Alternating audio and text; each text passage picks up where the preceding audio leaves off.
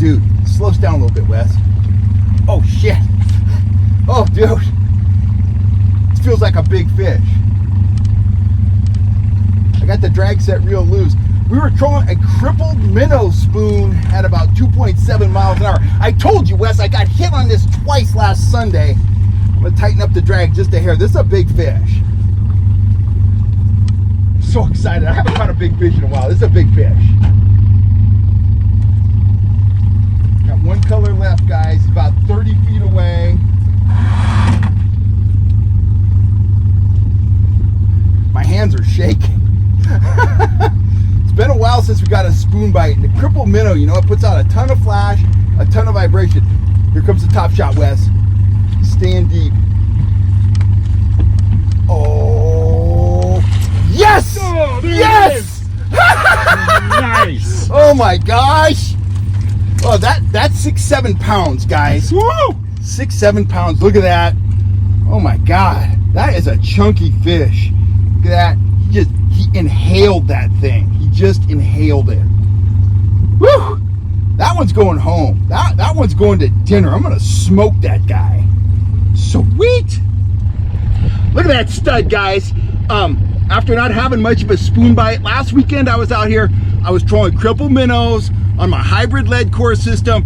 I got 2 really awesome strikes last weekend. Neither one of them stuck, and I was telling Wes, I think there's some big fish around. I think they're responded to the vibration put out by that rolling spoon, and right there, baby, made it happen. Watermelon colored crippled minnow, running it with the rudder off the lead core, a color and a half of lead core. So that fish was probably about 7 feet deep at the speed we were trolling. Money! Money!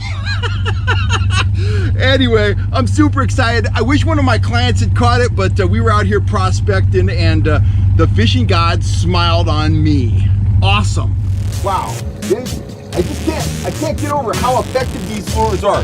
It's got that crippled rolling action, just like rolling shad, but the fish are much faster. These fish are in an aggressive mindset here, and they are just slamming.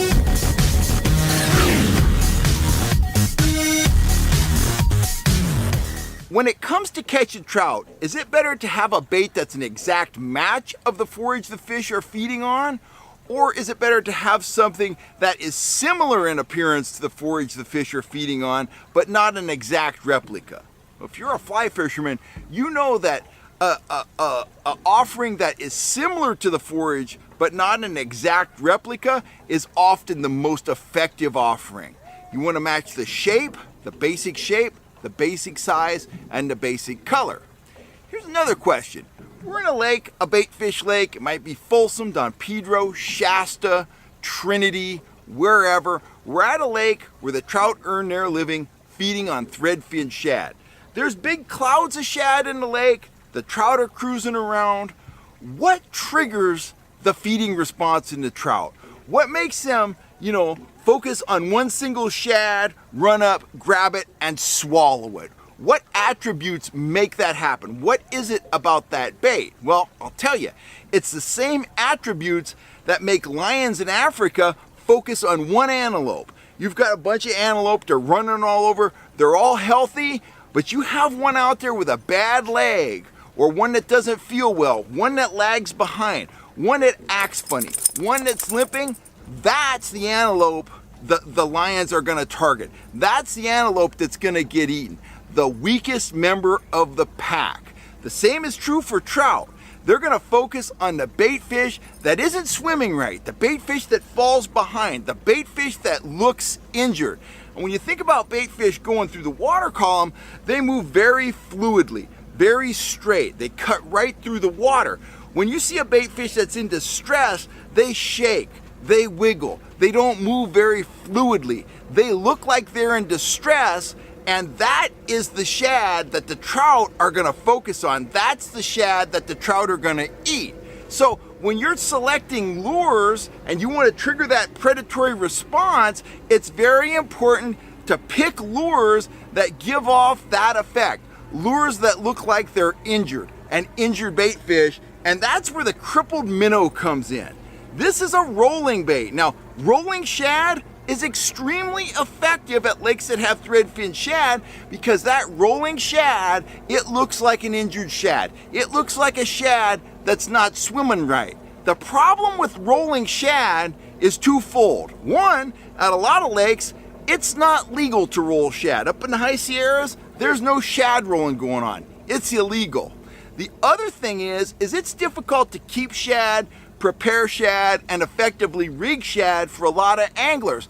It's a big hassle. You got to tie the leader, you got to brine the bait, you got to have bait that's the right size, you got to have bait that's got perfect scales.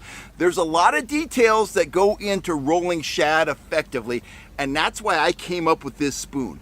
It matches the shape and size of threadfin shad. It's got the giant eye on it, and it rolls through the water column, and you can use it at a variety of different speeds. We're out here at Collins Lake. We've been smacking the trout on the crippled minnow spoon every day. It's a rolling bait that anybody can fish. It matches up well with a lot of lures. You control it at 1.8 miles an hour if you're rolling worms. You control it at 2.2 miles an hour if you're running a trigger spoon on your other rod. You can run it at 3 miles an hour if you want to pull a Rapala and you want to speed troll. So it's a very versatile spoon, and most importantly, it matches the size and shape of shad, and it gives you that great crippled motion that really elicits that predatory response in trout, kings, bass, predatory game fish. Anyway, that's just something to think about. If you'd like a set of crippled minnow spoons, get on over to the fishhuntshoot.com website, and you will find them there. I want to thank you guys for all the support. Thanks for watching the channel. Take a second to hit that subscribe button. You'll always know when I'm on here talking about fishing tactics, trout tactics, whatever. Be safe out on the water. Wear those life jackets, and I will catch you next time right here on YouTube. Show them a crippled bait, and you're gonna be yelling fish on. That's my advice. I'm Kel Kellogg.